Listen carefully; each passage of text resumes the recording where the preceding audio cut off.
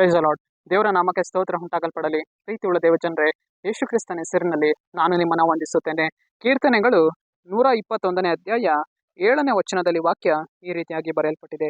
ಯೆಹೋವನು ನಿನ್ನನ್ನು ಎಲ್ಲಾ ಕೇಡಿನಿಂದ ತಪ್ಪಿಸುವನು, ನಿನ್ನ ಪ್ರಾಣವನ್ನು ಕಾಯುವನು ಎಂದು ವಚನ ಬರೆಯಲ್ಪಟ್ಟಿದೆ. ಅಂದರೆ ಪ್ರೀತಿಯುಳ್ಳ ದೇವಜನರೇ, ನಮ್ಮ ದೇವರು ನಮ್ಮನ್ನ ಏನ್ ಮಾಡುವವರಾಗಿದ್ದಾರೆ, ಎಲ್ಲ ವಿಧವಾದ ಕೇಡಿನಿಂದ ನಮ್ಮನ್ನ ತಪ್ಪಿಸಿ ನಡೆಸುವಂತ ಕರ್ತನು ನಮ್ಮ ದೇವರಾಗಿದ್ದಾರೆ.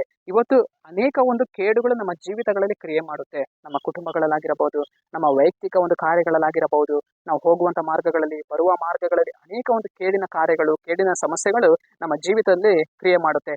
ಆದರೆ ದೇವರಲ್ಲಿ ನಮ್ಮನ್ನು ನೋಡಿ ಹೇಳುವವರಾಗಿದ್ದಾರೆ, ಪ್ರೀತಿಯುಳ್ಳ ಮಗನೇ ಮಗಳೇ, ನಾನು ನಿನ್ನನ್ನು ಏನ್ ಮಾಡ್ತೇನೆ, ಎಲ್ಲ ವಿಧವಾದ ಕೇಡಿನಿಂದ ತಪ್ಪಿಸಿ ನಿನ್ನ ಪ್ರಾಣವನ್ನ ಕಾಯ್ತೇನೆ ಎಂದು ದೇವರು ಇಲ್ಲಿ ನಮ್ಮನ್ನು ನೋಡಿ ಹೇಳುವವರಾಗಿದ್ದಾರೆ. ಸೈತಾನನು ನಮ್ಮ ವಿರೋಧವಾಗಿ ಕೇಡುಗಳನ್ನ ಕೊಂಡು ಬರ್ತಾನೆ, ಆದರೆ ದೇವರು ನಮ್ಮನ್ನ ಎಲ್ಲ ವಿಧವಾದ ಕೇಡಿನಿಂದ ತಪ್ಪಿಸಿ ನಮ್ಮನ್ನ ನಡೆಸ್ತಾರೆ. ಸರಿ, ನಾವು ಪ್ರಾರ್ಥಿಸೋಣ. ಅಪ್ಪ ಕರ್ತನೆ, ನಿನಗೆ ಸ್ತೋತ್ರ.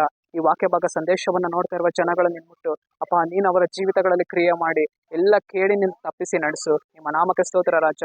ನಜರೇತಿನ ಯೇಸುವಿನ ನಾಮದಲ್ಲಿ ತಂದೆಯೇ, ಆಮೇನ್.